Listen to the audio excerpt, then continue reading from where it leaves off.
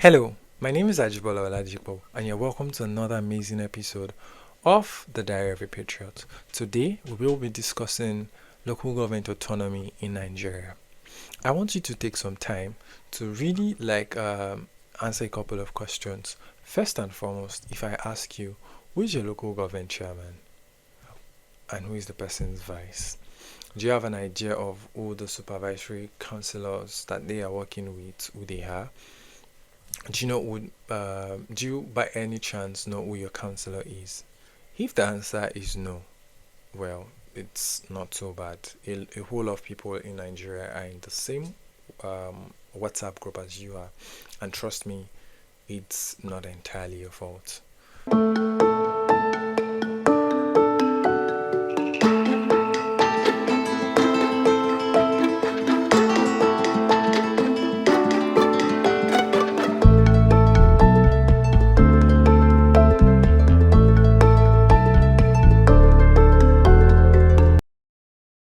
If I actually ask you to imagine or take a wild guess of what your local government chairman does or what they do, I know many of us will think of them in their traditional outfits, whether an Isiago, Babariga, and Agbada, sitting in their office, that they probably show up once in a week or twice in a week, waiting for when their salaries will drop. But it would actually interest you to know that some of the most basic services that you actually are saying that, oh, why has the government not delivered on these? Or why is the government, and some of those things that you think, oh, the president should be held responsible for, are actually the responsibilities of your local government chairman. Basic responsibilities such as education, actually primary education, so the responsibility of a child having to move from primary school to junior secondary school, so from like basic 1 to GSS 3 or year 9, whichever, it's actually the responsibility in public schools is actually the responsibility of the local government. Primary health care, a local government should actually have primary healthcare centers where basic healthcare needs could be met. You have primary healthcare, secondary healthcare, and tertiary healthcare system. So teaching hospitals like University College Hospital, LASU, and all of those teaching hospitals in itself, they are tertiary, what's it called?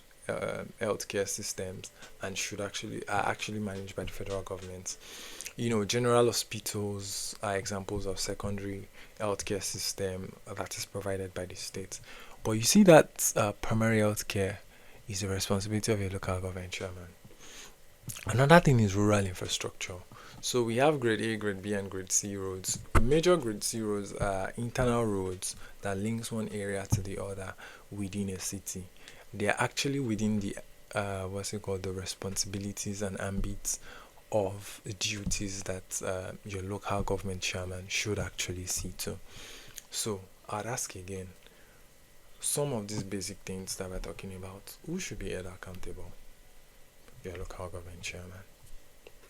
Pretty smart. Section 7 of Nigerian Constitution recognizes the local government as a third tier of government and enshrines them with the mandates and power and responsibilities to do some of these things.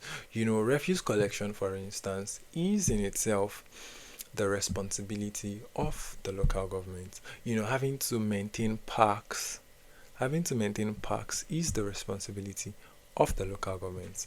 These are critical issues. These are critical what's it called? These are critical amenities that and services, social services that affects our lives. They are responsibilities of the local government. So you can imagine if the local government is not autonomous or is not independent, you can imagine how much is at stake. That's to let you see how important this conversation is. When the constitution actually did recognize local governments as a tier of governments, it is to make them independent. And what that means is that they can actually own their own budgets. Oh, yes, they have their own responsibilities to deliver on, and they should also have their democratically elected leaderships. So, at local levels, we elect local government chairman chairmen or chairpersons and their vice, as well as councillors. The councillors are not people that sit under the tree and advise people. No, that's not who they are. Councillors exist, so each ward in each of the local governments has a councillor, and what these people do is serve as the legislative arm of government. That means that they get to sit, represent your interests, and ensure that you can see how beautiful and complete this is. 3 tiers of government, federal, states, and local level. And at each of these states, you have your representative in the house. So they are supposed to represent your ward, ensure that your interest is protected, and make sure that these amenities and social services get to your doorstep. The whole essence of this is to ensure that development is not lopsided. When we talk about development, we many times we see it from the angle and prism of having a whole lot of urban areas. We have rural areas, and we cannot, at the expense of ensuring that we develop cities, now abandon rural areas because they equally are Nigerians. Their interests should be protected. They deserve the presence of government. Some of these people only know of the presence of government when it's time for elections. They know that every 4 years they get to see ballot box, and maybe people say, "Oh, we're gonna do this. We're gonna provide transformers and all of that," and they know that it's just time for them to cast their ballots, and that's all that there is to it. No, there should be government presence. So we cannot develop urban areas at the expense of these people. That's lopsided. Development will not be all inclusive. I was talking about how that collection of waste service, for instance, is the responsibility of the local government. At a point in time, I think this even started in Lagos with the creation of Loma. State governors found a way, of course, because of the lacuna that actually existed, they found a way to actually usurp power from local government concerning waste collection, and created waste management agencies to actually oversee the collection of waste in many of our states today. Actually, I think all the states actually have waste management agencies, or what would you call environmental protection boards. And they exist because they sort of were created to step in as a result of the failure of local governments. So how exactly did they even start to fail? I know that critics of local government autonomy, or those that criticize the idea of local governments being autonomous, would start by telling you that it's actually they're actually corrupt. The truth of the matter is, many of the cases of corruption that we've actually had to hear, where are they usually from? Either the federal or state level. Truth be told, I think the last time we had experienced some of the most, what's it called, effective and sagacious local government chairman, well, the first generation of local government chairman we had since we returned to power in 1999. From 2007-ish downward, it has systematically looked like a way where state governors have found a way to hijack power, and they now see local governments as an extension of their political of their political will or their political machineries. They see it as an opportunity to install to install those that would actually do their bidding, protect their interests, ensure that what they want is what is being done. No, the local government is not an extension of the leadership of the state. It's not an extension of the reign or rule of a state. They should be independent. They are independent. So if we are citing cases of corruption, does that mean that federal government should also take over from states where we are seeing specks of corruption? Interestingly, local government chairmen do not even have immunity. So it means that the possibility of them seeing anyhow, if they do anyhow, is very high.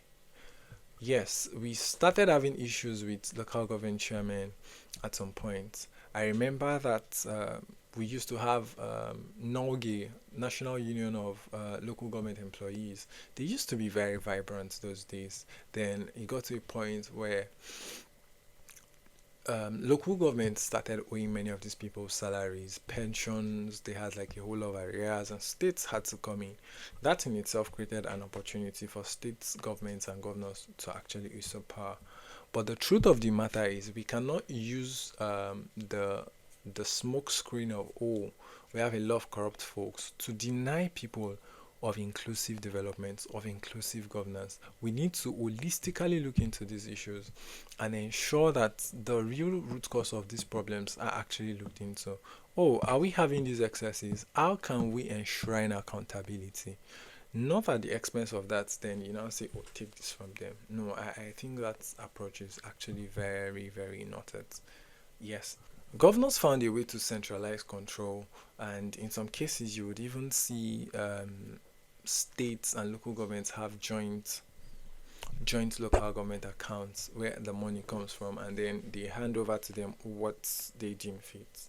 Instead of doing this, let us strengthen oversight. Let's ensure that everyone is accountable. Let's ensure that what is due for each local government goes to them.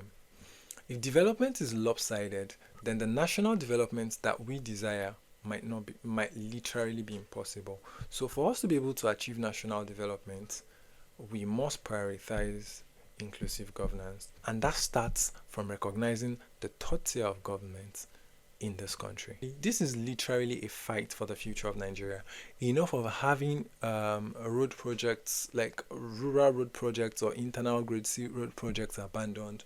Enough of having plenty dilapidated primary school buildings. Enough of installing caretaker committee as chairman. Enough of primary healthcare centers that are dilapidated or that cannot render the most basic of health services. Enough of those. Enough of us weakening governance at local level. Enough of us doing this at the expense of rural farmers. Enough is actually enough. We cannot hoard power at the center and then complain that governance at local level or at the grassroots level is paralyzed. We cannot do that. We can't continue to do this. So what should we do?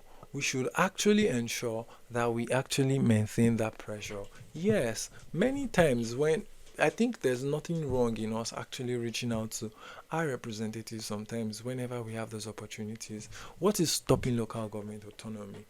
This is something we must achieve if we really, really want development.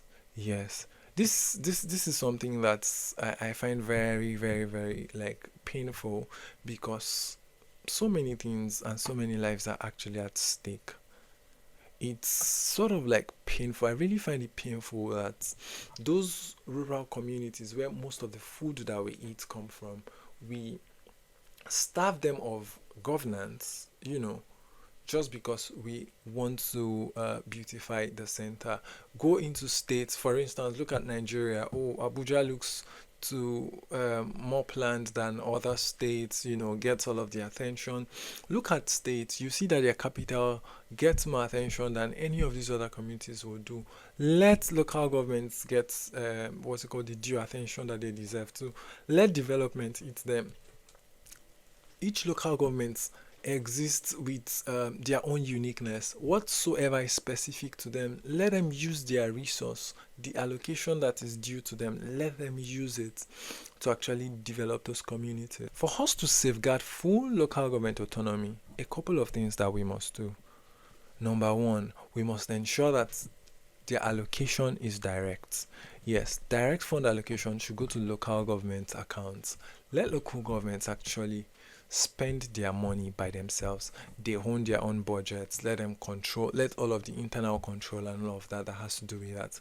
Let it be domiciled there. Across all of the states of the federation, you'd see Office of the Accountant General and Auditor General for states and local governments. If we can actually establish these as systems, it means we can actually have independent audit system to ensure that issues of corruption will not be an excuse for us to deny local governments of their rights. Stronger electoral process systems, if you look through it, almost every state, whosoever is the governor and whatever party is in power would actually determine who local government chairman will be.